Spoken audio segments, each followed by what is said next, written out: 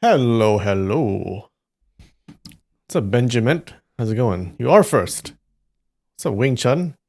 You are second. What's up, Lush? Third. What's up, Rude Noise? You are fourth.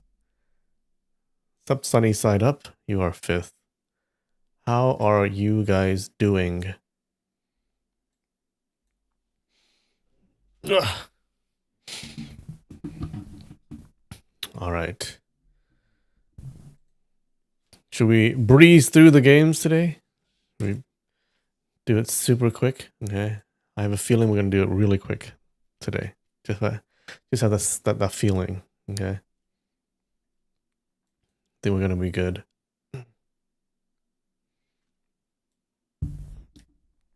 My video got demonetized the other day. Yeah, it was not just demonetized, it was age restricted. Okay. I think because it had some nudity in it. Yeah, it was either the drawing of the butt that I had in the beginning or the historical artwork and statues that have boobs. It's historical. It should be allowed. I don't understand.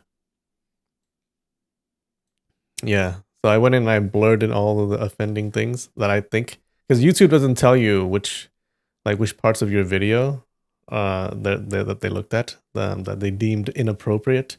Yeah, so I had to go in and I had to guess which ones are bad. So I just blurred all of the things that I thought that were inappropriate. And then afterwards, you know what happened? It got remonetized. Yay. Yeah, it's just blurred now. So you don't get to, most of the artwork that I use for Datsueba, she has her boobs out. Okay. She's a wild lady. Yeah, so I pretty much had to blur all of them. So in the video, you don't really see her historical artwork. All of the art pieces that I put in, yeah, you don't really get to see those. Except for like one, I believe.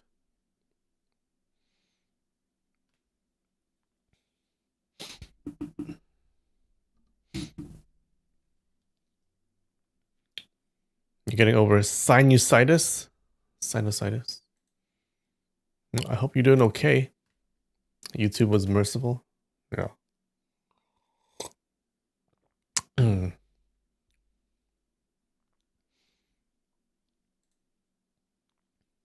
Yeah, so I put up so I left that video blurred and then I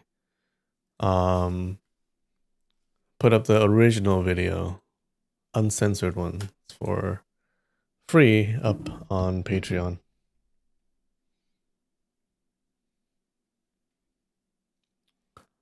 All right.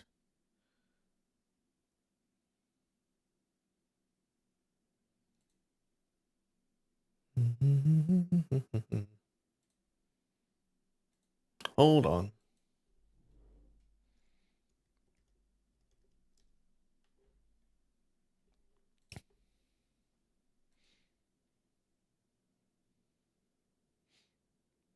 All right. I'm gonna be super quick today, okay? It's gonna be hella fast. Don't blink. Oof. Oh. It's Spock. Spoke. Spockle. Spore. Spo? Spock. Spode. Spook.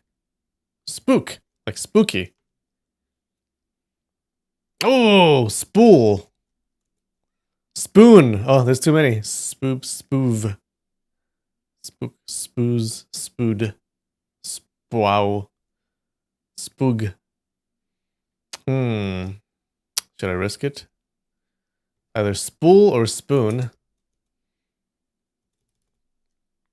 But it might be something else that I'm not thinking of.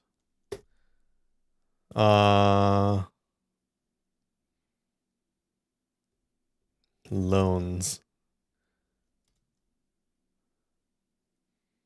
Okay. Spoon! See that? Super fast. Oh, fuck!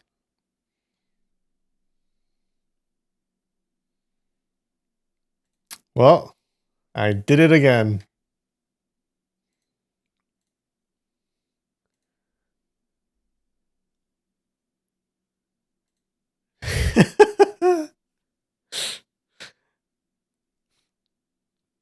Alright. Let's replay the game. I'll give you a play-by-play, okay? I said Oray, and I put Stomp, then I put Spook. Alright, and I was like, it could either be Spool or Spoon, I think. I wanted to eliminate those letters. So I put in a Loans, and then I put in Spoon. Oh. How about that? Mm. Mm.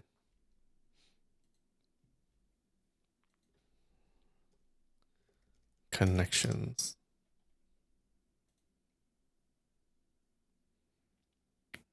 Oh, you believe me? Thanks. I appreciate it. You're so merciful. All right, we got Whirl, Draw, Navy, Liver, Car, Kidney, Hook, Drive, Pinto, Pull, Neutral, Dead, Low, Mung, Grab, Reverse. Ah, it's gotta be beans, right? Pinto beans, mung beans, liver beans, kidney beans.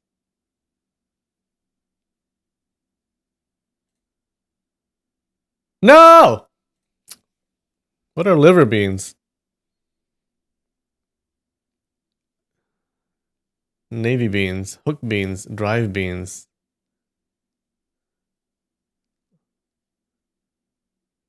Pull beans, dead beans, grab beans, reverse. They're not beans? What else is mung and pinto? Low beans, pull beans, draw beans, navy beans? Is there a bean that I don't know of? Fuck! Alright, let's table that for later. We got car, hook, drive, neutral, reverse.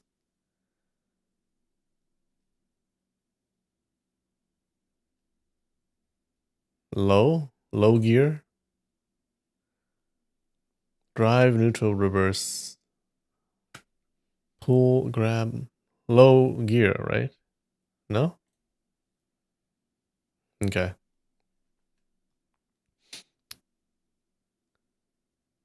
Navy, car, hook, whirl, draw, grab, dead beans, liver.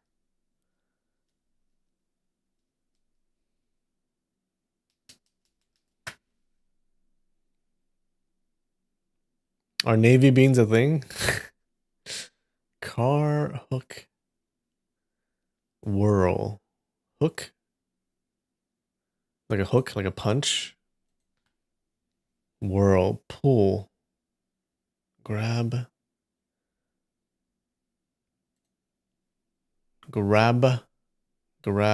and pull, and hook, and draw, I think.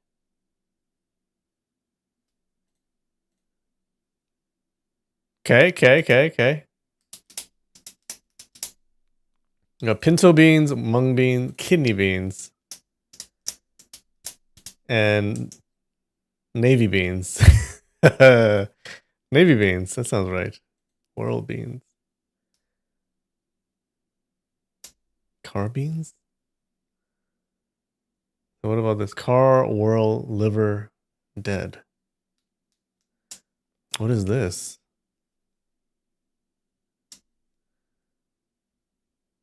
Carbine? Whirl bean? Let's try it. Oh, what's a navy bean? Oh, I'm so stupid. Car, dead, whirl, liver. Oh, carpool. Deadpool. Liverpool. Whirlpool. Oof.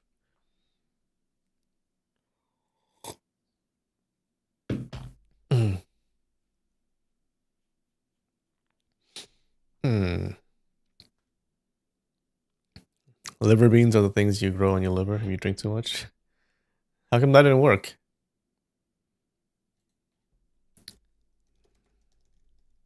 Navy beans. Ah, that is a thing.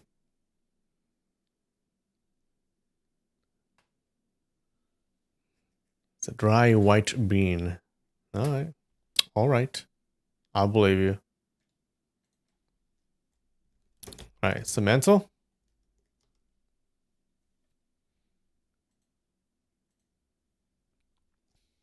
Bean. Liver. Blue. You expected the navy beans to be blue?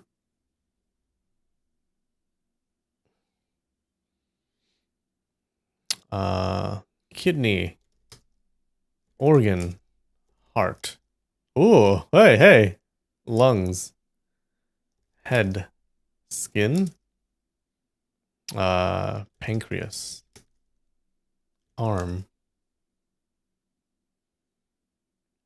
Pump. Blood. Body. Doctor. Love. Mm. In dress uniform. Exactly. Hate. Emotion. Whoa! Thought. Thoughts. Emote.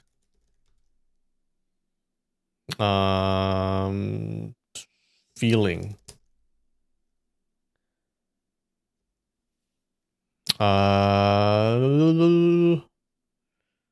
Touch. Feel.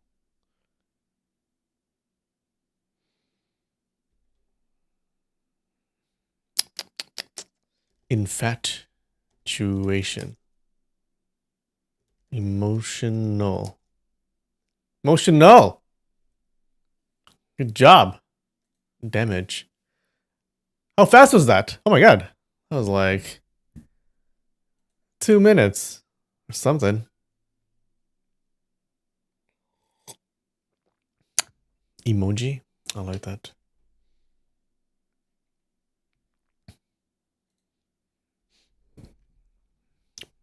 Was that 1 minute? Was that a record? No, that wasn't a record. Remember our record? Our record? Our record was 0 seconds. It was the first guess.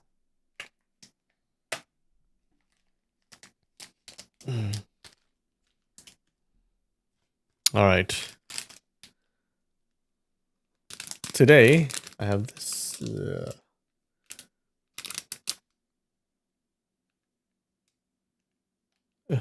Can you read? It says Yokohama milk cookies.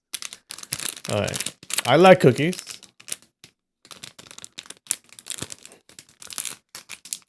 You can't beat that. We already beat the record. Oh, it's just. Yeah.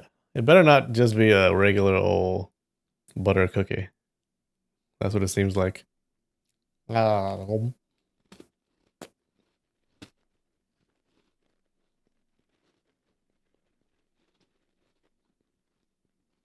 Mm. Mm. Mm.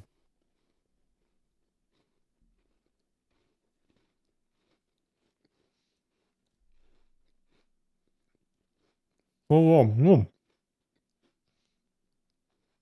I can't talk.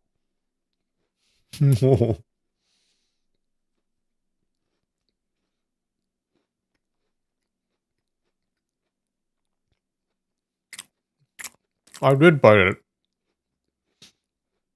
It's big though.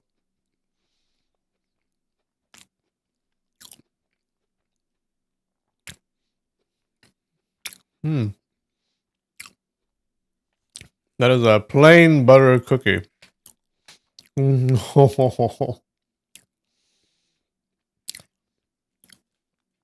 It's super average. I'm gonna give it a 6.5. What's up, Side Duck? How come your guesses are so accurate?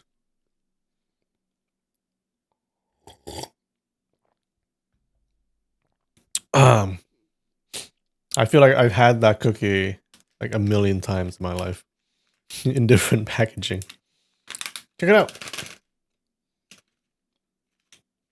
There are beans inside. Maybe they're navy beans.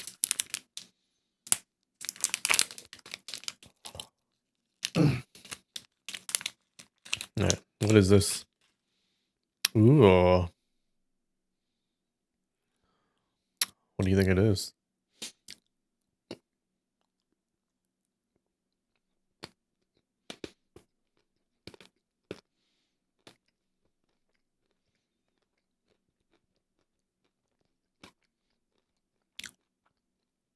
It's all almond. Toasted almond covered in some kind of sweet and kind of a bit tangy flavor. It says fancy nuts. It's okay, I guess. Nah, not okay. It's not that good. Hold on, let me try again.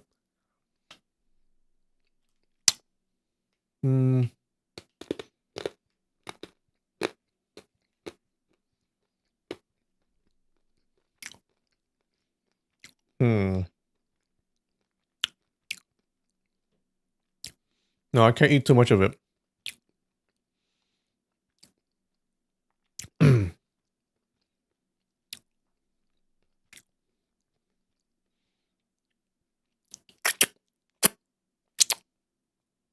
Like a little, it's like a little sweet, a little tangy.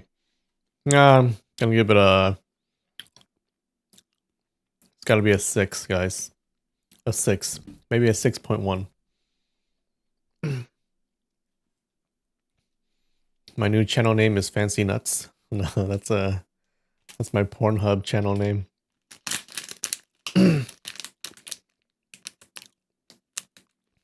All right.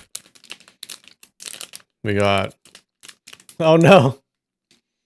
Another Yokohama biscuit. Okay. But it says raisin sandwich, if you can read it. All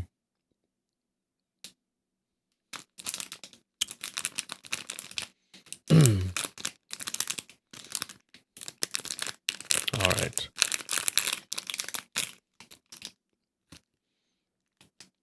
Yeah. There are, I see raisins within.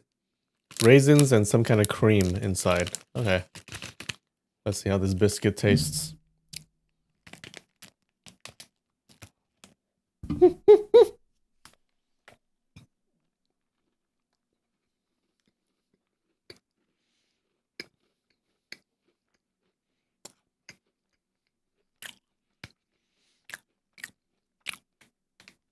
The biscuit itself tastes better than that Yokohama milk cookie. I like raisins. So raisins are good. I think the cream is nice too.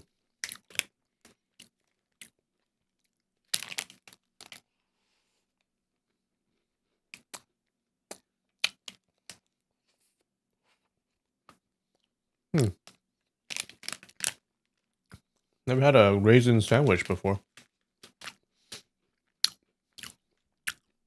Okay. Not bad. Gonna give that a maybe a solid 7. How about that? Oh, good job, Sunnyside. It is a solid 7. Or you're kind of close.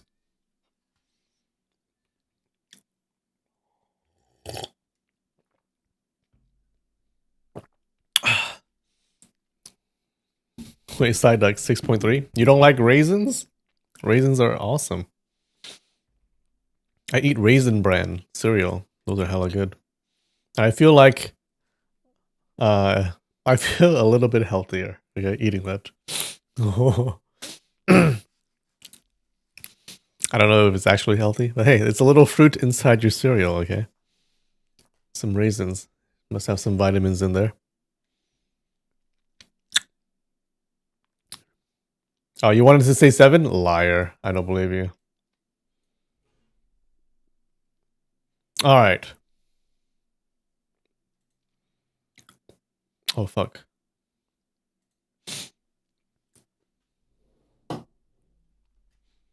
A raisin sandwich sounds like a lot. Yeah, I would rather the biscuit wasn't too sweet. So because the raisins are sweet enough, so the biscuits should be like, I don't know, some other flavor. All right. Ready for a recap?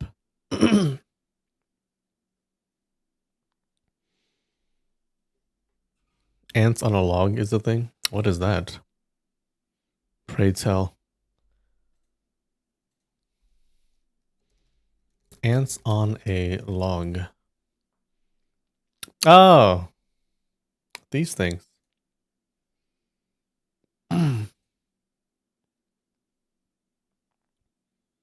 These are all right. These are not bad.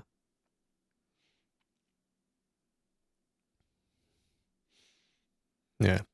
Celery is hard to eat by itself. Not gonna lie. I don't know how people just eat celery raw from the fridge. He's like, just by biting on the celery. I don't know. I can't do it.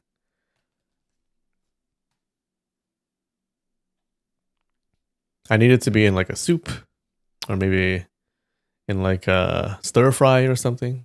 Then it'll taste all right.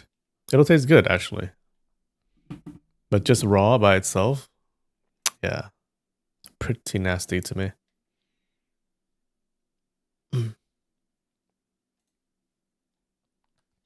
All right, recap. What happened last week?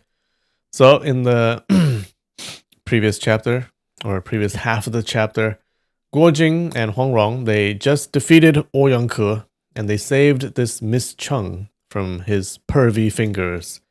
They leave the Chung residence, okay, and then they spy Yang Kang talking to Oh Young-ke.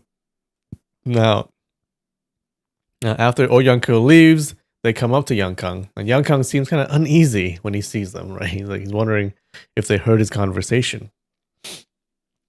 We don't know what he's saying. He was saying to Oh Young-ke, but it's probably not anything good.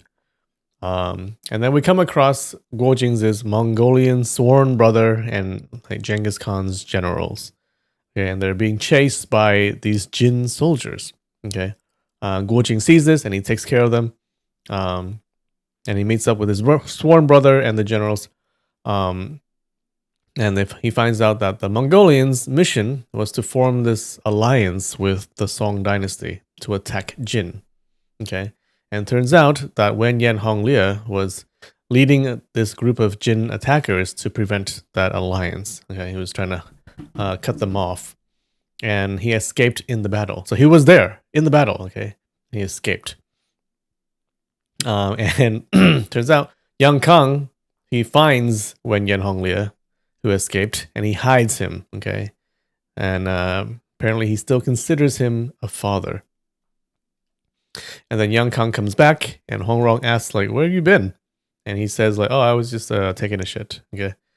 And now Hong Rong is, like, suspicious as fuck. But Guo Jing has no idea what's going on. Guo Jing wants to kill Wen Yan Honglia, who was his father's murderer. So they go to this place. They try to look for him. They go to the place with a bunch of coffins. Now, while Huang Rong was looking for Wen Yan Honglia, Yang Kang, he does everything he can to point her in the wrong direction. But they finally open a coffin, but they don't find Wen Yan Honglia. They find Mu Nianzi. Turns out she was left there by Oh Young-ke. Now, Mu Nianzi, she had heard everything that Yang Kang has said to his father, because he said it right there. Okay, so she was in the coffin, listening to his conversation with his father. Okay, where he kind of reiterates his love and loyalty to his father.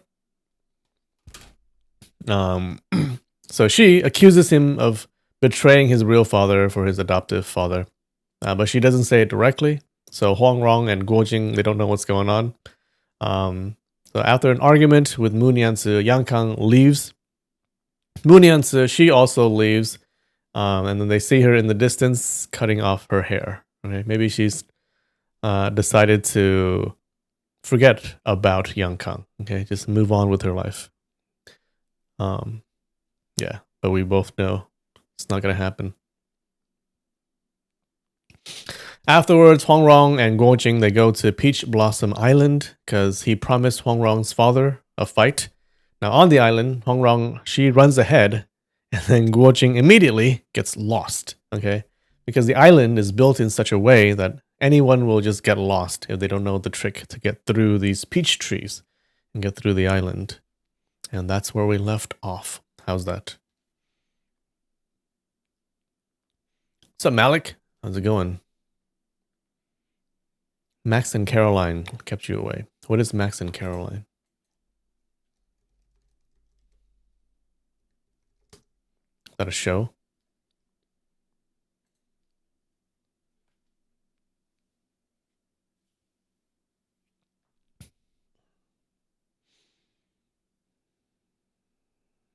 All right.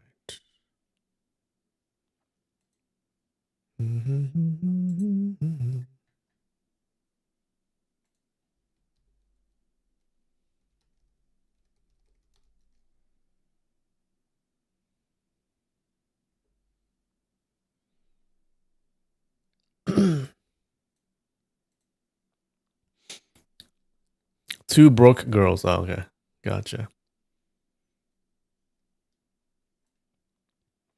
I've been watching The Boys. You guys watch that? Oh, first season was pretty good. It's now on the what? The fourth season? Yeah. Not so good, guys. The writing has gone downhill. Oh. I like the concept so much of superheroes behaving badly. But man, disappointed that that show just went downhill so bad. What's up, Bravehorn?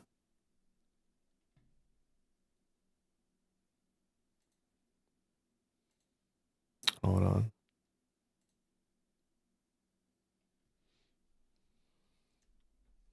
All right.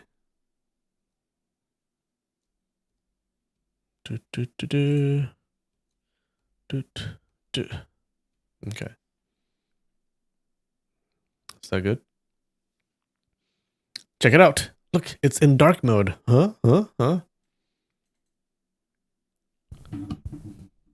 won't destroy my eyes. Okay. Maybe one more? Too big? Good.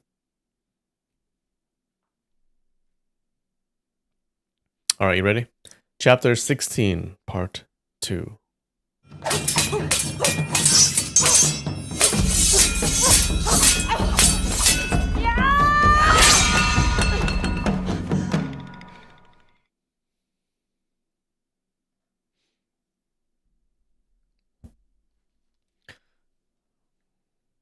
So Guojing goes to sleep.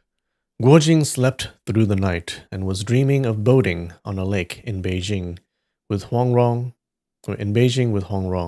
enjoying fine delicacies while she softly sang a tune. Suddenly, he heard someone playing a flute in harmony with her song, and he woke up with a start.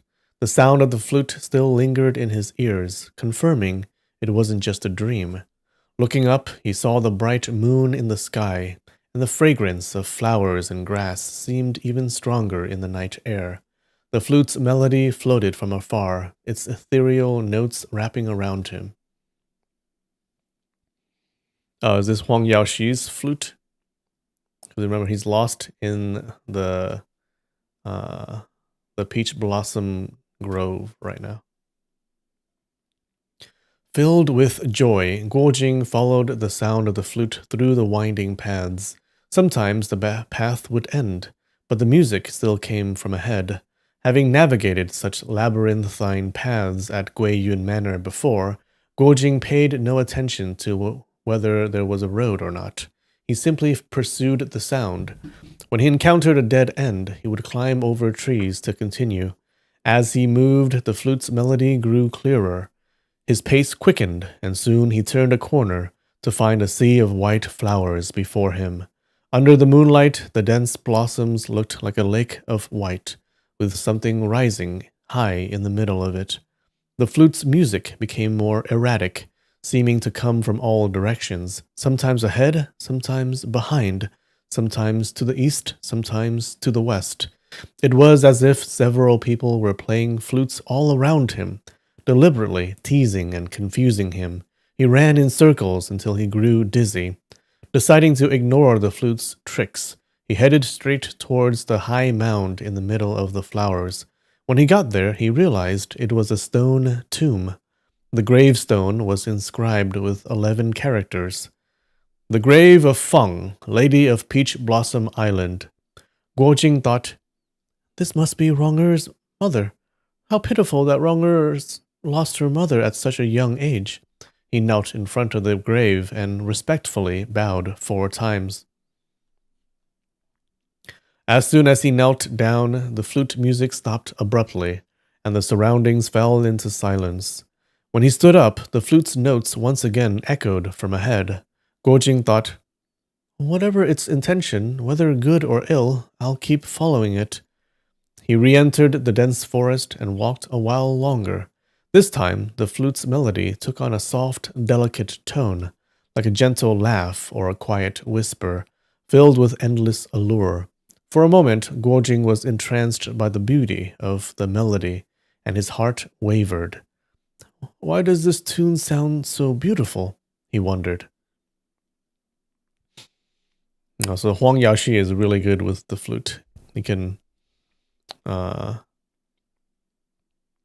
a lot of tricks with it, make it seem like it's coming from this side or the other side, all using his qi. So he's pretty strong. The flute's notes then grew more urgent, as if urging someone to dance. Oh no. After listening for a while, Guojing felt his face grow hot, his pulse quicken, and all the veins in his body seemed to swell. Realizing the danger, he sat down on the ground and began practicing the internal techniques taught to him by Ma Yu. At first, his heart was still stirred, and several times he felt an impulse to leap up and dance. But after focusing on his breathing for a while, his mind gradually settled. Eventually, he reached a state of total clarity, his mind free of distractions. No matter how seductive the flute's music became, he was no longer affected, hearing it as nothing more than the sound of wind or waves. His body felt energized, and the hunger that had gnawed at him earlier disappeared. Having reached this level of concentration, Guojing knew he was no longer vulnerable to external influences. He slowly opened his eyes and, in the darkness, saw a pair of bright greenish eyes glowing about 2 meters ahead. Startled, he thought, "What kind of fierce beast is this?" He leaped back several steps, but suddenly the glowing eyes vanished. "This island is truly strange," he thought. "Even if it were a fast-moving panther or wildcat, it couldn't have disappeared so quickly." As he pondered this, he heard the sound of rapid breathing coming from ahead, clearly human. Realizing what had happened, Guojing thought, "That was a person. The glow came from his eyes, and when he closed them, I couldn't see him anymore. He hasn't left." Feeling a bit foolish, he remained silent, unsure whether this person was friend or foe, and watched carefully. At that moment, the flute's melody became even more emotionally charged, as if filled with affection and longing, like a woman sighing, moaning, or calling out softly in sweet tones. Guojing, still young and innocent, had been so focused on martial arts training that he had little understanding of romantic matters. The seductive qualities of the flute's tune barely affected him, but the person in front of him was clearly struggling. His breathing grew increasingly labored, as if he was desperately trying to resist the lure of the music. Guojing felt a surge of sympathy and slowly approached the figure. The flowers and trees were thick, blocking out the moonlight, so it wasn't until he was just a few steps away that he could see the person more clearly. The man was sitting cross-legged, his long hair draped down to the ground, covering his nose and mouth. His long beard reached his chest. His left hand was placed on his chest, while his right hand rested on his back. Guo Jing recognized this as a posture used for practicing internal martial arts. Ma Yu had taught him this technique on a cliff in Mongolia, explaining that it was a way to calm the mind.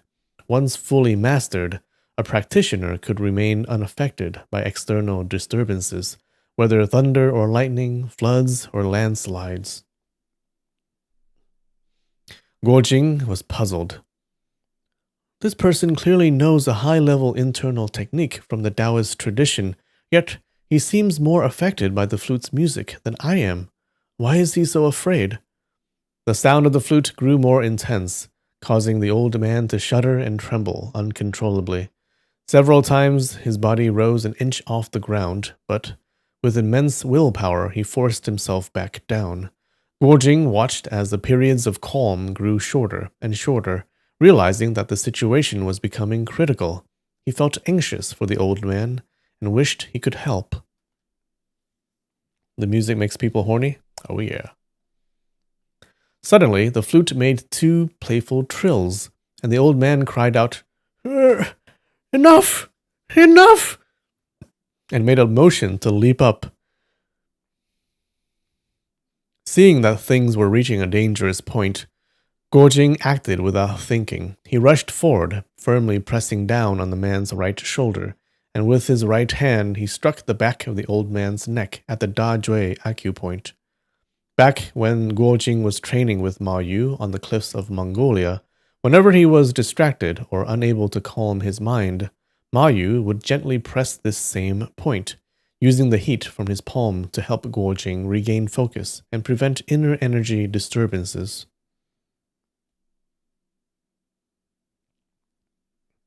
Although Guo Jing's internal energy wasn't strong enough to help the old man in the same way, his precise strike was effective. The long-haired old man immediately felt a wave of calm wash over him and closed his eyes to meditate. Guo Jing was relieved, but then he heard a voice from behind curse angrily. "You little brat, ruining my plans." The flute music abruptly stopped. Startled, Guo Jing turned around but saw no one. The voice sounded like Huang Yaoshi's, and Guo Jing suddenly felt a surge of worry. I don't even know if this long-bearded man is good or bad. By intervening recklessly, I must have angered Ronger's father even more. What if this old man is some evil villain? Wouldn't that be a terrible mistake? As Guo Jing pondered this, he noticed that the old man's breathing was becoming steadier and calmer. Unsure of what to do, Guo Jing remained silent, sitting across from the man. He closed his eyes and began meditating as well, using his inner strength to calm his mind. Eventually, all his thoughts dissipated, and he forgot about everything around him. It wasn't until the morning stars began to fade, and the cool morning dew touched his skin, that Guo Jing opened his eyes. Sunlight streamed through the flower-laden trees, casting shadows on the old man's face.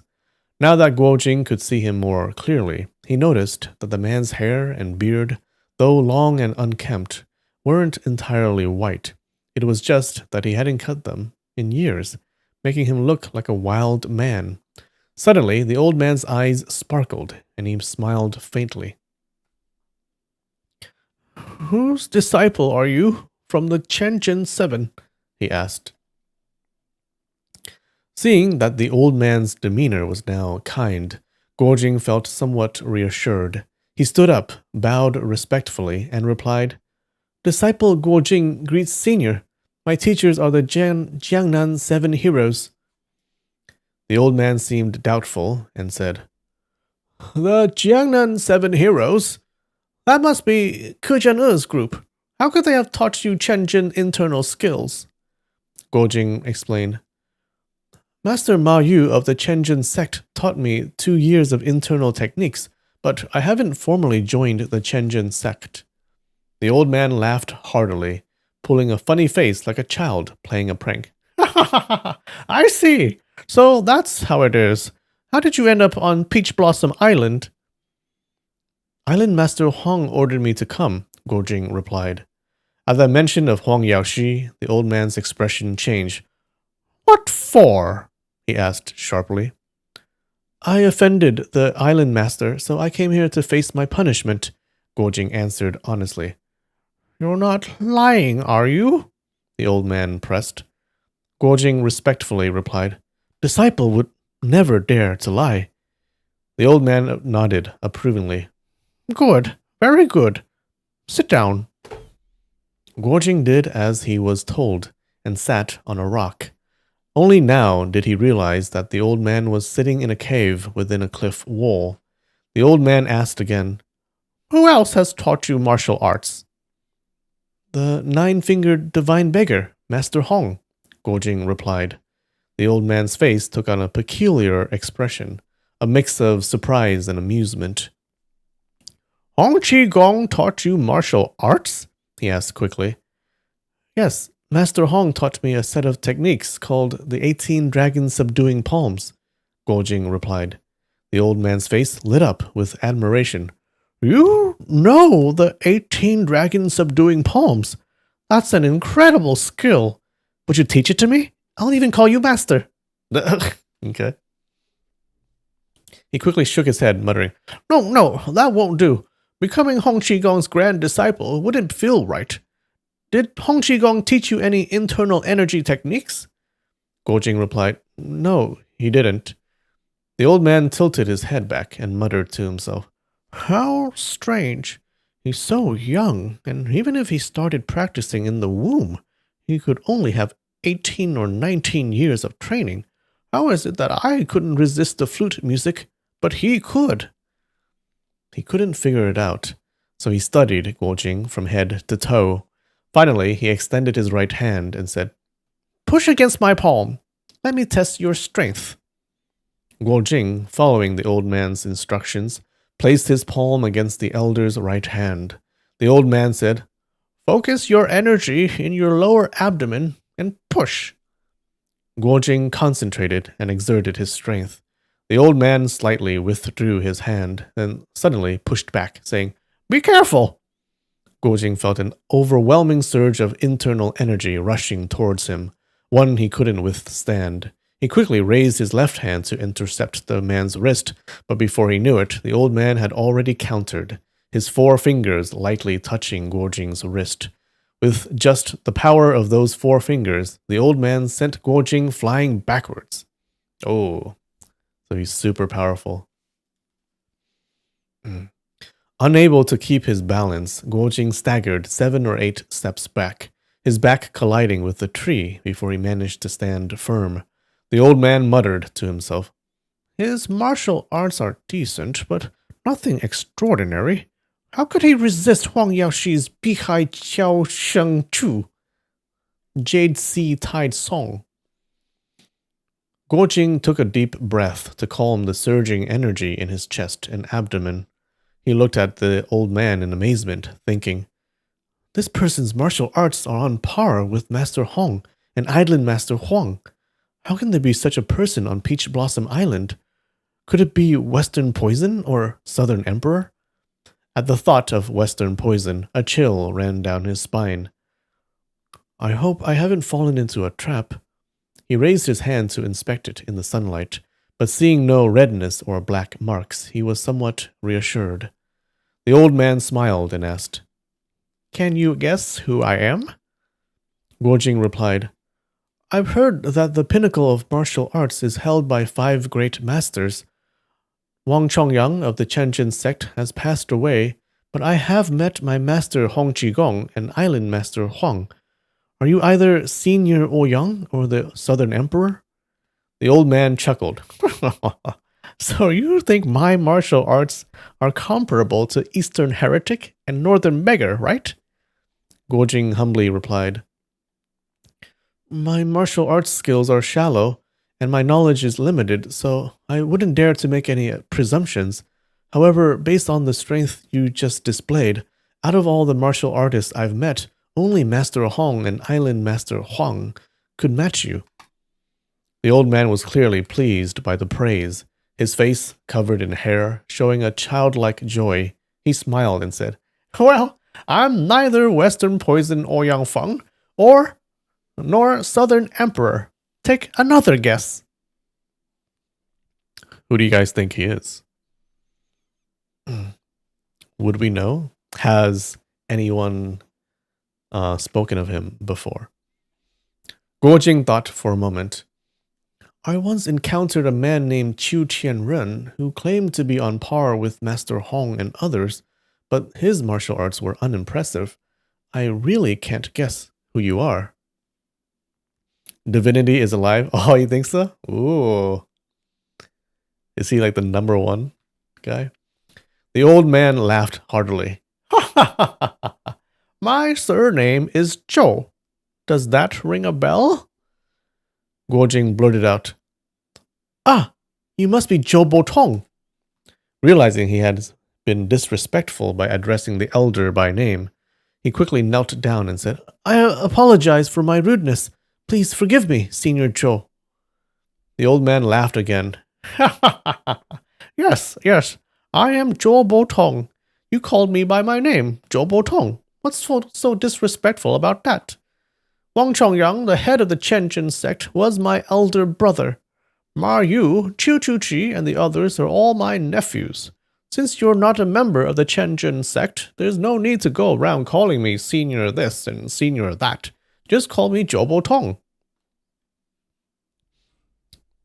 So he's the younger brother of the Wang Chongyang, the master of the Qianzhen sect. Guo Jing hesitated and replied, How could I dare?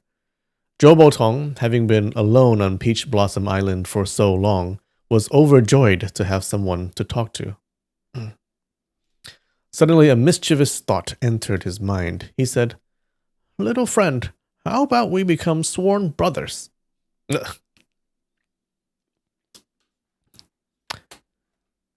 His elder martial brother, not real brother? Oh yeah, that's what I meant. This guy, I like him. He's acting like a little kid. He's an old dude, but he acts like a little kid. His suggestion was so outrageous that Guo Jing was left speechless. He stared at Zhou Botong in disbelief, realizing that he wasn't joking. After a while, Guo Jing stammered, I'm a junior to Taoist Ma and Taoist Chu. I should rightfully address you as my Grand Master. Zhou Botong waved his hands dismissively. All my martial arts were taught by my elder brother. Ma Yu and Qiu Chuqi don't respect me as an elder because I don't act like one. You're not my son, and I'm not yours. So why worry about who's a senior or a junior? As Guo Jing and Zhou Botong were talking, they suddenly heard footsteps approaching. An old servant came over, carrying a food box. Zhou Botong smiled and said, Something to eat! The old servant opened the food box and set out 4 small dishes, 2 pots of wine, and a wooden tub of rice on a large stone in front of Zhou Botong. He poured them wine and then stood by silently to serve.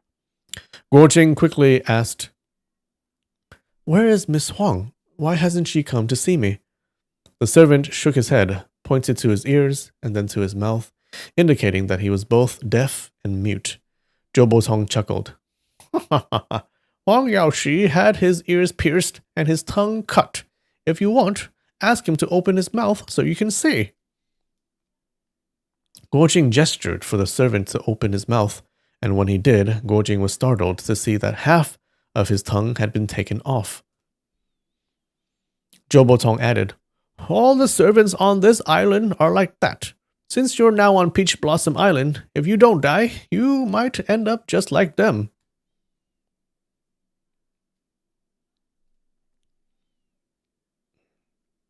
He has another nickname, Lao Wan Tong. What does that mean?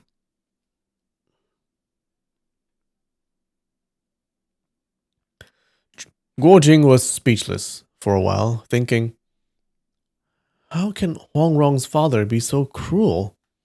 Yeah, so he makes all of his servants deaf and blind, not blind, deaf and mute. Zhou Botong continued, Huang Yaoshi torments me every night, but I refuse to give in to him.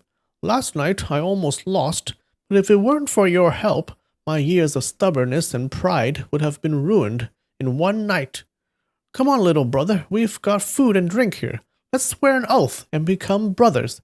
From now on, we'll share fortune and face adversity together. Back in the day, when I became sworn brothers with Wang Chongyang, he also hesitated. What? You really don't want to? My brother Wang Chongyang's martial arts are much better than mine, and he refused to become sworn brothers. Do you think your martial arts are better than mine? I highly doubt that.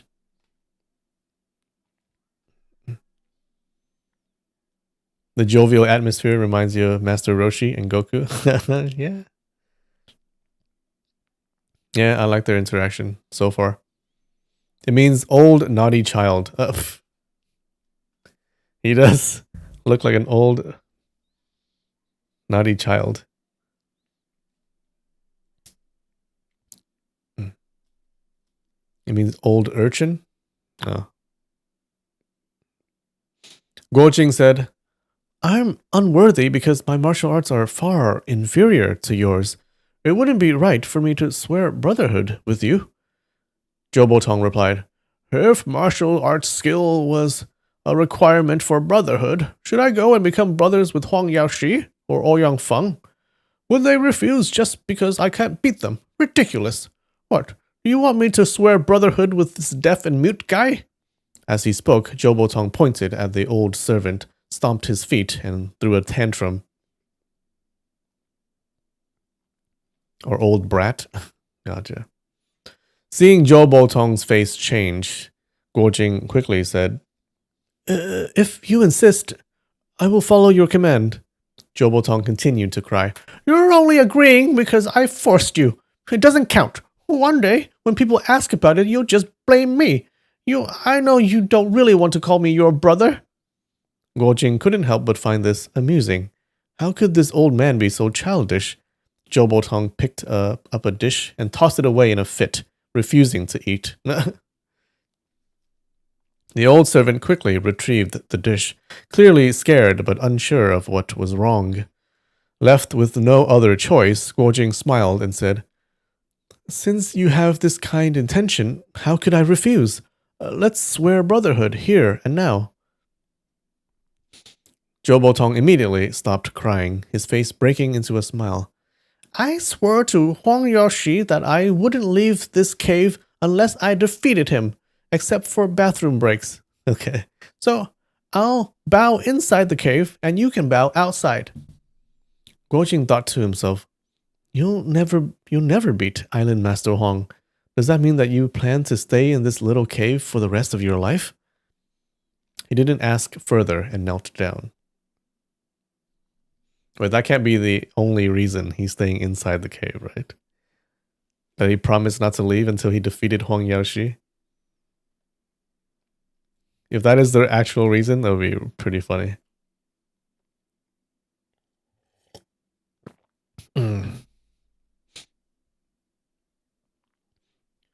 Side by side, Zhou Botong and Guojing knelt. Zhou Botong loudly declared, I, Old Mischief, Zhou Botong, hereby swear brotherhood with Guojing. From this day forward, we shall share fortune and face adversity together. If I break this oath, may my martial arts be lost, and may I not even be able to defeat a dog or a cat.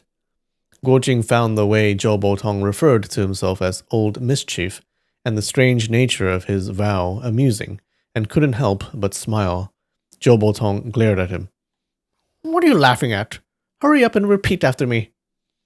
Guojing obediently recited the oath, and after they poured wine as a tribute to the earth, he bowed to acknowledge Zhou Botong as his elder brother. This dude needs to stop swearing brotherhood. Why? He's like Ling Hu Chong, swearing brotherhood with anyone.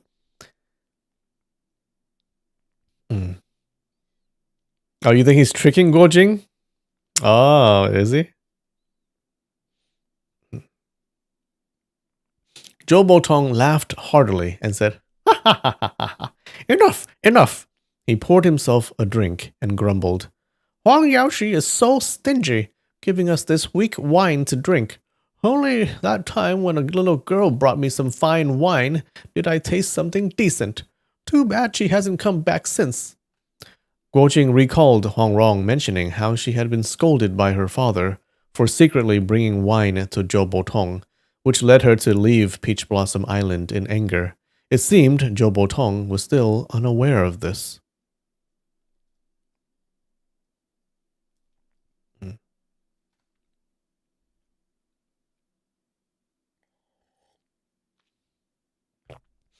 Guojing, having been hungry all day, didn't feel like drinking and quickly devoured 5 large bowls of rice. Only after feeling satisfied did the old servant pack up the leftovers and leave. Zhou Botong asked, Brother, he's calling him brother. He's so silly. Brother, why did you offend Huang Yaoshi? Tell me so your older brother can understand.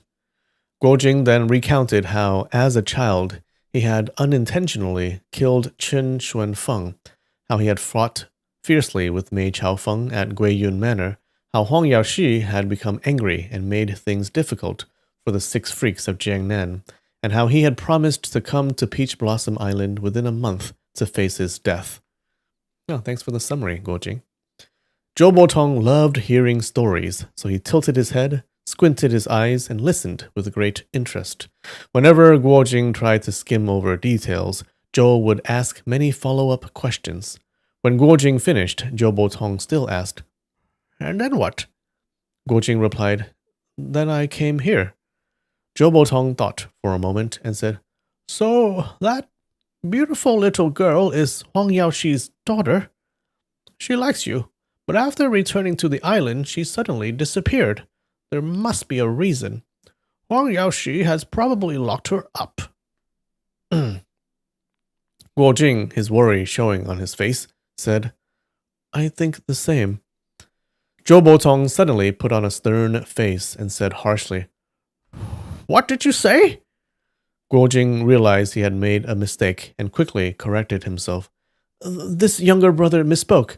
Please don't take offense, older brother. Zhou Botong laughed. You must be careful with titles. If we're acting in a play, you could call me wife, mother, or daughter, but those titles must never be mixed up, even in jest. Guojing hurriedly agreed.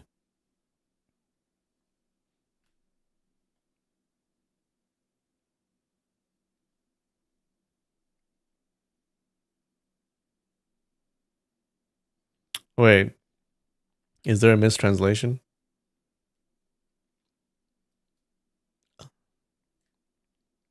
He said, I think the same. Did he say something else? Did he refer to him by another title?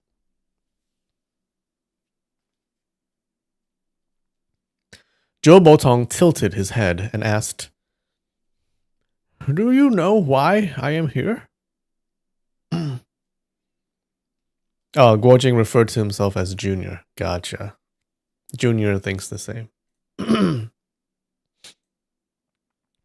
Guojing replied, This younger brother was just about to ask. Zhou Botong said, It's a long story, so let me tell you slowly. You've heard about the time when the 5 greats of the martial world, East Heretic, West Venom, South Emperor, North Beggar, and Central Divinity, competed on Mount Hua to test their skills, right? Guojing nodded and said, Yes, I've heard of it.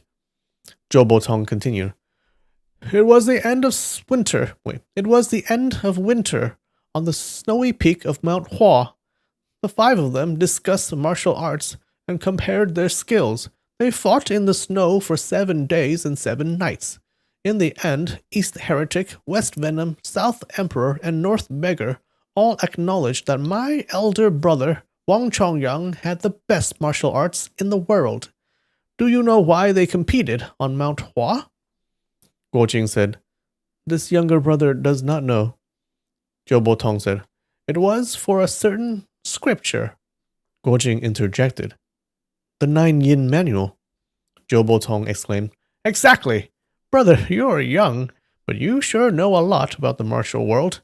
But do you know the origin of the Nine Yin Manual? Guojing replied, That I do not know.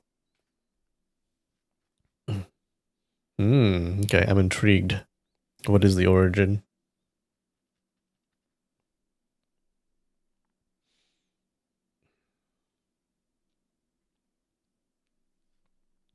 Zhou Botong tugged at his long hair with a pleased expression and said, You just told me a very interesting story.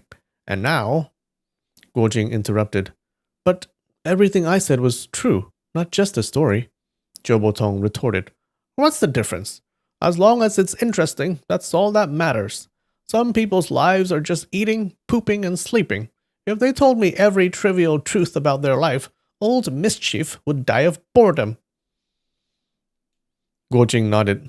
That's true. So please, older brother, tell me the story of the Nine Yin Manual.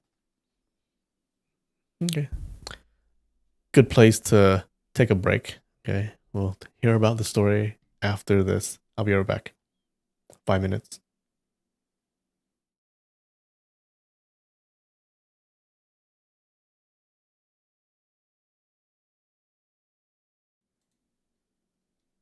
And we are back. All right. Sup, Sal? Bye, Sal.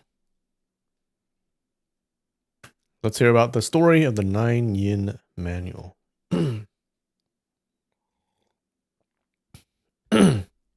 Botong said, During the reign of Emperor Huizong in the Chenghe era, he ordered the collection and printing of all Taoist texts from across the land, a total of 5,481 volumes, called the Wanshou Daozang. The person he appointed to oversee the printing was named Huang Shang. Guojing interrupted. Oh, he was also surnamed Huang. Zhou Botong spat and said, Bah! What do you mean also surnamed Huang? This has nothing to do with Huang Yaoshi. There are plenty of people with the surname Huang. Yellow dogs are called Huang. Yellow cats, too. Guojing thought to himself that yellow dogs and yellow cats likely weren't really called Huang, but chose not to argue with him. Zhou Botong continued, This Huang Shang, who had nothing to do with Huang Yaoshi, was a very clever person. Guojing also almost commented, Oh, so he was also very clever, but wisely kept his mouth shut. Zhou Botong said, Huang Shang was afraid that if any mistakes were made in the printing of the Daozang, the emperor would have his head, so he carefully reviewed each volume.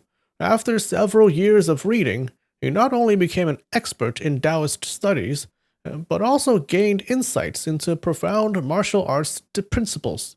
Without any master to guide him, he began practicing internal and external martial arts, eventually becoming a great martial arts master. Brother, Huang Shang was much smarter than you or me. I don't have his abilities, and I doubt you do either. Guojing replied, That's for sure. With over 5,000 volumes of Taoist texts, if I had to read them all, I wouldn't be able to finish them in a lifetime, yet let alone comprehend any martial arts from them. Zhou Botong sighed and said, Hey, there are clever people in the world, but if you encounter them, you're likely to be very unlucky. Guojing, however, disagreed in his heart, thinking, Rong-er is extremely clever, and meeting her is the greatest blessing of my life. Oh, how could it be unlucky? But since he never liked arguing with others, he remained silent. Zhou Botong continued, So, Huang Shang practiced martial arts and continued being an official. One year, a strange and mysterious religion called the Ming cult appeared in his jurisdiction. It was said to have been brought from Persia in the western regions. The followers of the Ming cult neither worshipped Lao Tzu, Confucius, nor Buddha, but rather a foreign devil. However, they were vegetarians and didn't eat meat. Since Emperor Huizong was a devout Taoist, when he heard about this, he issued an imperial decree ordering Huang Shang to send troops to eliminate these heretics. But as it turned out, many of the Ming cult followers were martial arts experts. The cult members fought fiercely, with no fear of death, unlike the cowardly government troops. After a few battles, Huang Shang's soldiers were defeated. He was angry and challenged the experts of the Ming cult himself, killing several so-called Dharma kings and envoys in one go. However, some of those he killed were disciples of famous martial arts sects. Their uncles, brothers, sisters, aunts, and even godparents all came out to seek revenge, bringing in many other martial artists. They accused him of breaking the unwritten rules of the martial world. Huang Shang replied, I'm an official, not a member of the martial world. How would I know your rules? Is this a story of the treasure from around when we first met Yang Kang? What is that story? Remind me.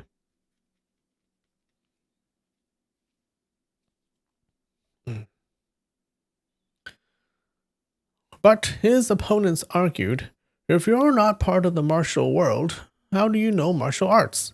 Didn't your master teach you the rules along with your skills? Huang Shang responded, I have no master. The crowd refused to believe him, and after a while they all started fighting. Guo Jing said, so they ended up fighting. Zhou Botong nodded. Exactly. Once the fighting started, Huang Shang's martial arts were strange and unprecedented, and he killed a few more people on the spot. But he was outnumbered and got injured, so he had to flee. Furious, his enemies went to his home and slaughtered his entire family, parents, wife, children, leaving none alive. The prince told it to the various antagonists while they were stealing the medicine. Ah, true.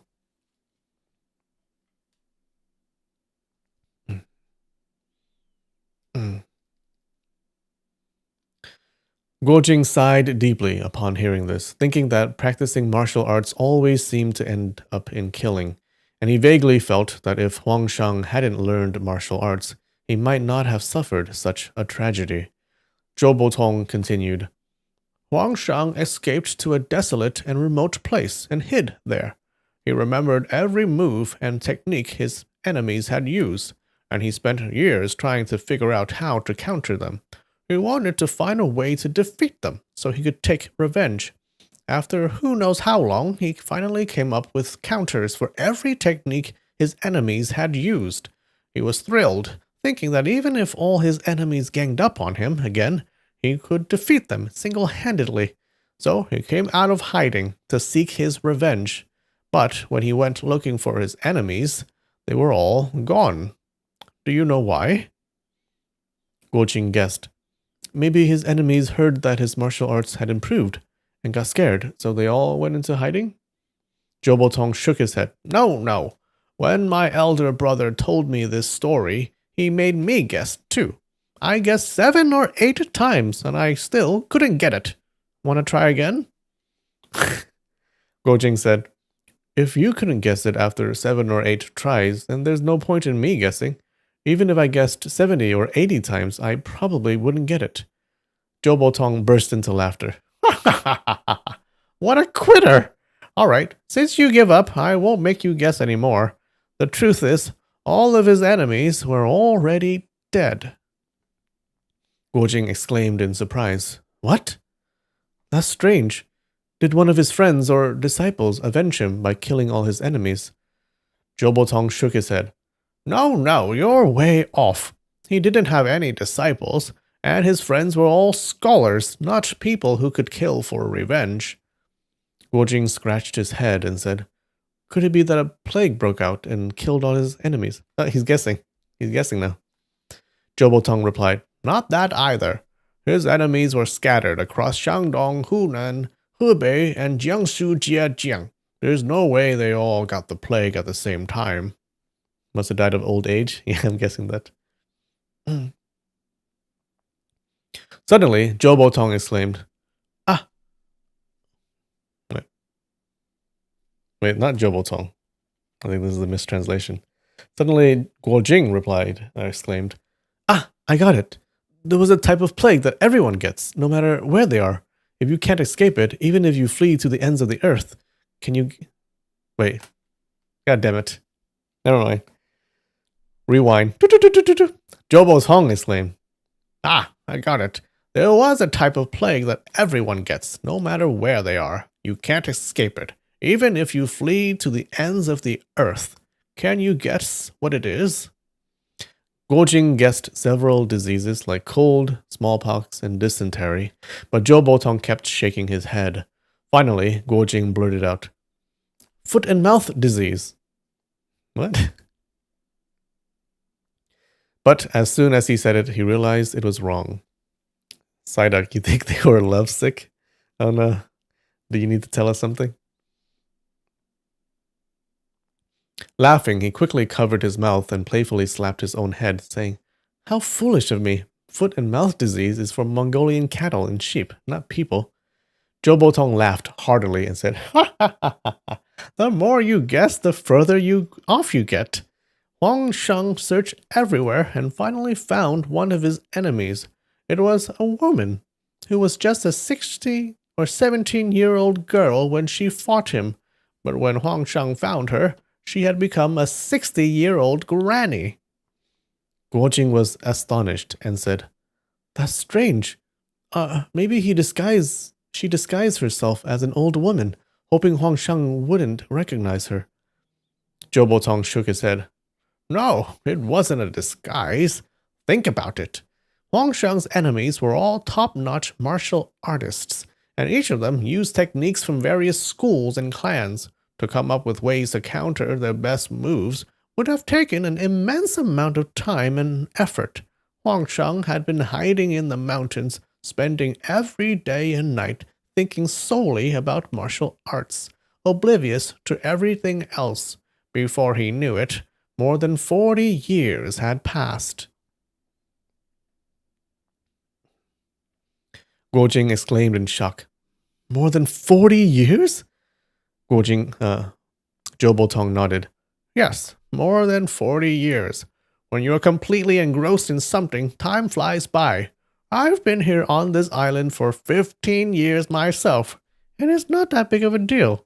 Huang Sheng was quite moved when he saw that the young girl had turned into an old woman, but when he saw her frail, sickly body lying in bed, barely breathing, he realized he didn't need to kill her. She would die on her own in a few days. The deep hatred he'd held onto for decades suddenly vanished without a trace. Brother, everyone has to die someday. The plague that no one can escape is death itself. That's what I meant. Guojing nodded silently, understanding the inevitability of death. Zhou Botong added, "My elder brother and his 7 disciples were always talking about cultivating their health and extending their lives. But could they really achieve immortality? That's why I refuse to become one of those Taoist priests. They live boring lives." Guojing, lost in thought, remained quiet. Zhou Botong continued, "His enemies had all been in their 40s or 50s.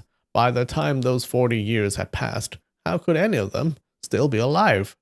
In the end, Huang Sheng didn't need to worry about figuring out counters or martial arts techniques. He just had to outlive them.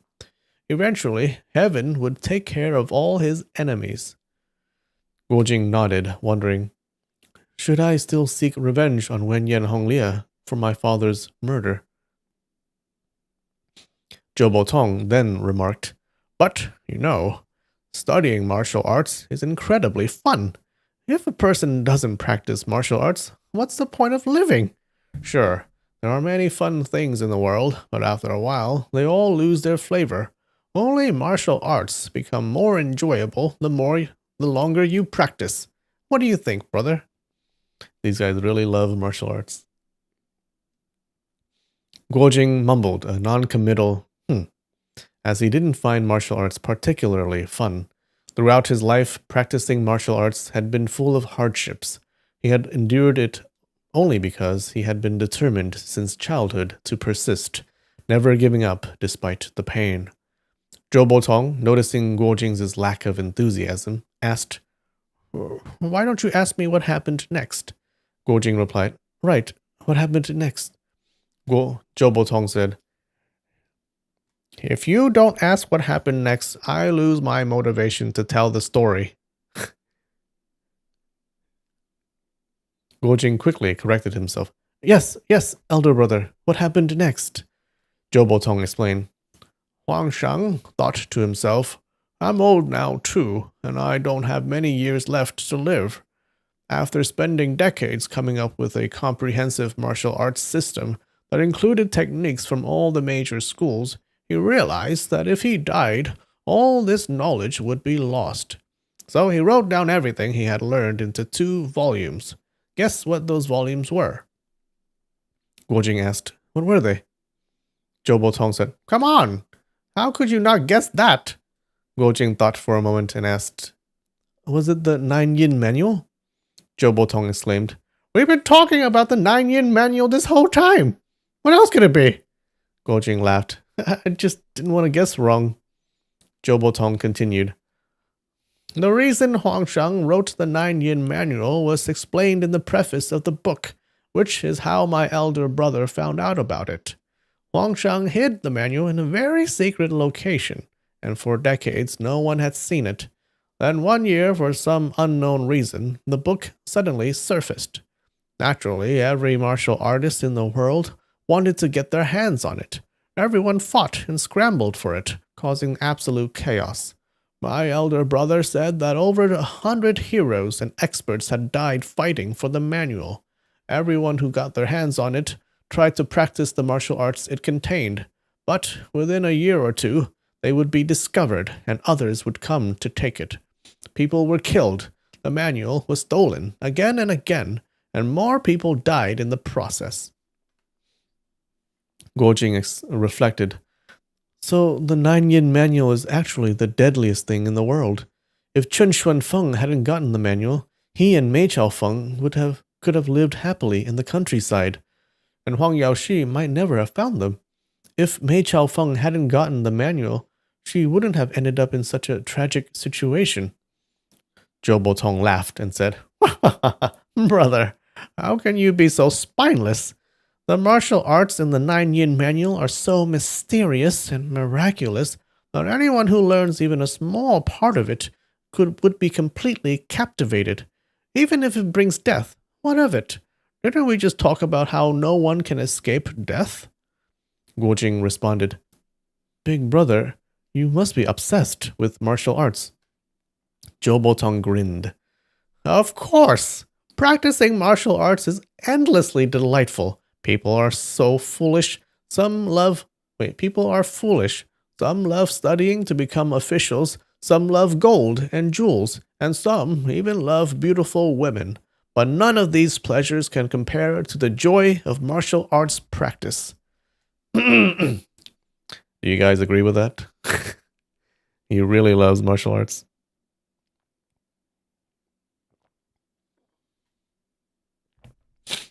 Guo Jing replied, "Though I have practiced some basic martial arts, I haven't experienced this endless joy."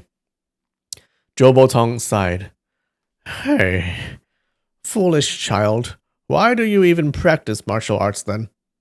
Guo Jing answered, "My master told me to practice, so I did."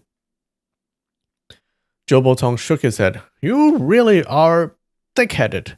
Let me tell you, a person can go without food, and they can even give up their life, but they must never stop practicing martial arts." Uh-huh. Wait, is that true? A person can go without food? I'm not so sure about that. Guo Jing nodded, thinking, "My sworn brother is probably crazy about martial arts, which is why he acts so eccentric." He then said, "I've seen the Black Wind twin demons practice martial arts from the 9-yin manual. It was filled with sinister and evil techniques. That's something no one should ever practice." Zhou Botong shook his head. The Black Wind twin demons must have learned it incorrectly. The Nine Yin manual is upright and honorable, not sinister or evil. Guo Jing had witnessed Mei Chaofeng's techniques firsthand and remained skeptical. Zhou Botong asked, Where were we in the story? Guo Jing replied, You were telling me how all the heroes and martial artists wanted to seize the Nine Yin manual. Zhou Botong said, That's right. Things got so out of hand that even top masters like the Chenjin sect leader Huang Liaoxie, which is Huang Yaoxi, and Chief Hong of the Beggar sect got involved. The 5 of them agreed to a martial arts contest on Mount Hua, where whoever proved to have the best martial arts would get the manual. Guo Jing said, In the end, the manual ended up in your elder brother's hands. Zhou Botong's eyes lit up as he said, Yes, my elder brother and I were very close. Before he became a Taoist, we were already great friends, and he later taught me martial arts. He said that I was too obsessed with martial arts, which didn't align with the Taoist principle of peace and non-attachment. That's why, even though I'm a part of the Chenjin sect, my elder brother told me not to become a Taoist priest. I was more than happy with that. Among my 7 martial nephews, Qiu Chuchi has the highest martial arts skills, but my elder brother didn't like him the most. He said Chill was too absorbed in martial arts and neglected Taoist cultivation. He believed that martial arts required hard work and relentless effort, while Taoism is about simplicity and living naturally, 2 things that don't quite go together. Ma Yu inherited the true Taoist teachings from my elder brother, but his martial skills weren't as strong as Qiu Chuchi's or Wang Chuyi's. Guo Jing asked, Then why was your elder brother Wang Chongyang both a Taoist master and a martial arts grandmaster? Zhou Botong replied, He was a natural talent. He instinctively understood the principles of martial arts without needing to train as hard as I did. Anyway, where were we in the story before we got sidetracked?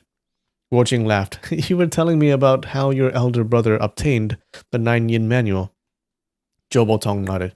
Yes, after he got the manual, he didn't practice the techniques in it.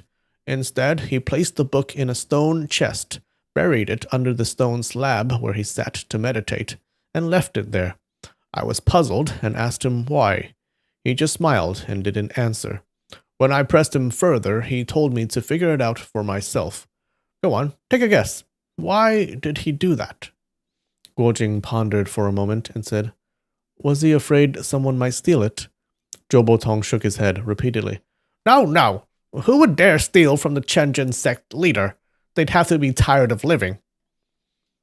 Guo Jing thought for a moment, then suddenly stood up and exclaimed, Of course, it makes perfect sense to hide it. In fact, he should have burned it. Zhou Botong was startled. His eyes widened. He's shocked.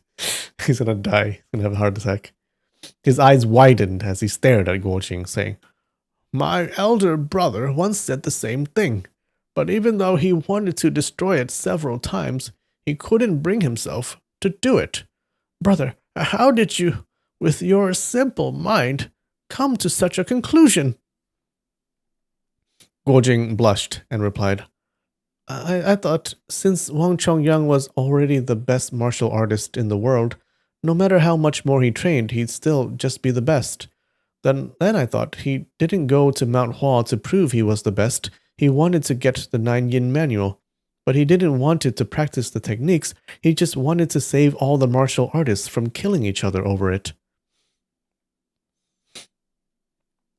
Zhou Botong looked up at the sky, lost in thought for a while, saying nothing. He only realized it now. Guo Jing grew worried, fearing that he might have offended this strange-tempered sworn brother with his words. Zhou Botong let out a sigh and said, Hey, how did you come up with that reasoning? Guo Jing scratched his head and replied, I don't know. I just thought that if this manual has caused so many deaths, no matter how valuable it is, it should be destroyed. Zhou Botong said, That reasoning is simple enough, but somehow I could never fully grasp it. My elder brother once said that I had a talent for martial arts and enjoyed it immensely, but that I was overly obsessed and lacked the broad mindedness to save and help others. No matter how hard I trained, I would never reach the pinnacle. At the time, I didn't believe him. I thought martial arts was just about fighting techniques and weapons. What did that have to do with one's character or vision? But over the past decade, I've come to see the truth in his words. Brother, you have a kind heart and a broad mind. If only my elder brother were still alive, he would have loved you. With your character, he would have taught you all his unmatched martial arts. If only he hadn't passed away. He suddenly threw himself onto the stone and started crying bitterly. Guojing didn't fully understand his words, but seeing him cry so sorrowfully, felt moved as well. Do we have a crying sound effect? We do not. Sorry.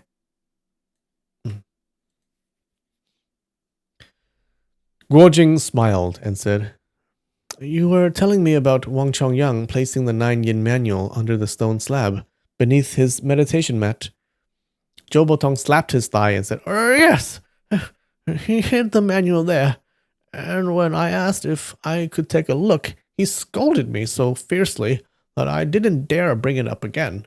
The martial world quieted down for a while, but then, when my elder brother was on his deathbed, it stirred up trouble again. Guojing, hearing the sudden urgency in Zhou Botong's tone, knew this must have been a major event, so he focused all his attention. Zhou Botong continued, My elder brother knew his time was up. The inevitable plague that no one can escape had finally caught up with him. After arranging the important matters of the sect, he ordered me to fetch the 9-yin manual. He lit a fire and intended to burn the manual, but after holding it for a long time and sighing deeply, he said, This is the life's work of predecessors. How can I destroy it? Water can carry a boat, but it can also overturn it. It depends on how future generations use it. But none of my disciples are allowed to practice the martial arts in this manual, lest others accuse me of selfish intent in seizing the manual. After saying this, he closed his eyes and passed away. That night, while his body lay in state, something happened before the third watch. Oh, someone stole it immediately? Guojing let out a gasp. Zhou Botong said, That night, I was keeping vigil with the 7 senior disciples of the Chenjun sect. Suddenly, enemies attacked, and each one was a top martial artist. The 7 masters immediately engaged the intruders, luring them far from the temple to prevent them from damaging our master's body. I stayed behind to guard the coffin. Suddenly, someone outside shouted, Hand over the 9-yin manual, or we'll burn your Chenjin temple to the ground. I looked outside and gasped. A person was standing on the tree branches, swaying with the wind. His lightness skill was incredible. I immediately thought, I don't know this kind of lightness skill. If he's willing to teach me, I wouldn't mind becoming his disciple. But then I realized, no, this person is here to steal the 9-yin manual. I can't become his disciple. I have to fight him, even if I lose. Knowing that I was no match for him, I had no choice but to engage him. I jumped out, and we fought in the treetops for 30 to 40 moves. The more we fought, the more frightened I became. The man was much younger than me, but his attacks were ruthless. In the end, I couldn't keep up, and he struck me on the shoulder, sending me tumbling from the tree. Guojing exclaimed in surprise, Even with your high level of martial arts, you couldn't defeat him? Who was that? Who do you think? Zhou Botong replied, Take a guess. Guojing thought for a while and said, Was it West Venom? Zhou Botong, surprised, asked, How did you guess it right this time? Oh, I was wrong. That was Hong Yaoshi. Guojing explained, I figured that among those whose martial arts surpass yours, only. Wait. Guojing explained, I figured that among those whose martial arts surpass yours, only the 5 from the Mount Hua sword competition could be likely candidates. Hong Qigong is an upright man, and Duan Huangye, Emperor Duan, is royalty, so he would care about his reputation. I don't know much about Hong Yaoshi, but from his grand demeanor, he doesn't seem like the type to take advantage of others in such a despicable way. Suddenly, from outside the flower trees, a voice shouted, At least you have some sharp eyes, brat. Guojing jumped up and rushed towards the source of the voice, but the person moved with incredible speed and had already disappeared without a trace. He only saw a few flower trees still swaying, their petals falling gently to the ground. Zhou Tong called out, Come back, brother. That was Huang Liaoxi, but he's long gone by now. Guojing returned to the front of the cave. Zhou Tong said, Huang Liaoxi is a master of the art of Qi Men Dun Jia, the mystical 5-element strategy. All these flower trees are planted according to the ancient methods of Zhuge Liang's 8 trigrams formation. Guojing was shocked. The ancient methods of Zhuge Liang? Zhou Tong sighed and said, Hey, yes, Huang Liaoxi is incredibly smart. He knows everything. Music, chess, calligraphy, painting, medicine, divination, astronomy, farming, water management, military strategy. Wow, he does know everything. There's nothing he's not proficient in. The only pity is that he insists on making trouble for this old urchin, and yet I can't beat him. He darts in and out of these flower trees, and no one can find him again. Guojing was silent for a long time, deeply impressed by Huang Yaoxi's skills. After a while, he finally asked, Elder brother, after West Venom knocked you from the tree, what happened next? Zhou Tong slapped his thigh and said, right. This time you didn't forget to remind me to continue the story. After I was hit by Ouyang Feng's palm, the pain pierced my heart and lungs, and I couldn't move for a while. But I saw him rush into the hall where my brother's body was lying in state. Even though I was injured, I had no choice but to chase after him, willing to risk my life. I saw him head straight for the offering table where the 9-yin manual was placed, and reached for it. In that critical moment, when I knew I couldn't beat him, and my fellow disciples were still battling the enemies outside, suddenly there was a loud crash. Wood chips flew from the coffin lid as a huge hole appeared. Guojing was shocked and asked, Did Ouyang Feng use his palm strike to shatter the coffin of Wang Chongyang? Zhou Tong replied, No. It was my brother himself who used his palm strike to break the coffin. Hearing this outrageous story, Guojing was left wide-eyed and speechless. Whoa.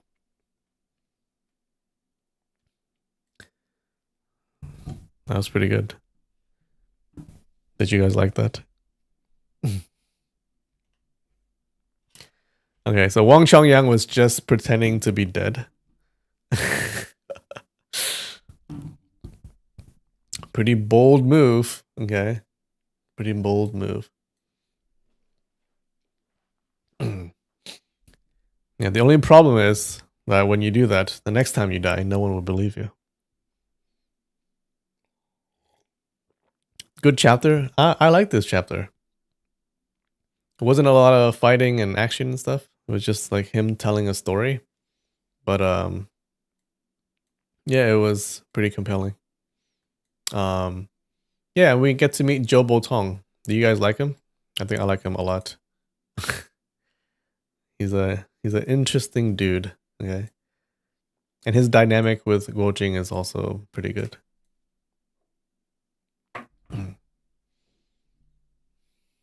Ugh.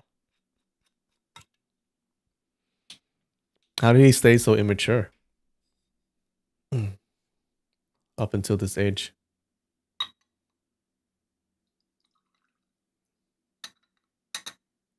All right. Cheers.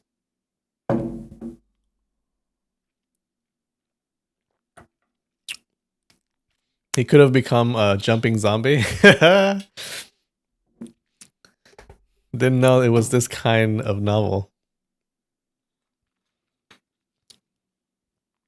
We start fighting zombies for the rest of the novel. That'll be pretty interesting. All right, cool. Ugh. Ugh. Samantha was so fast today. I really liked it. I was surprised. Oh, damn. That was like less than 1 minute. Let's keep on doing that, guys. Let's continue the pattern next time. All right. I'm excited to hear the rest of the story. Okay. So tune in next time to hear the rest of this compelling story told by a compelling guy. All right, guys. I love you. I will see you next time. Bye.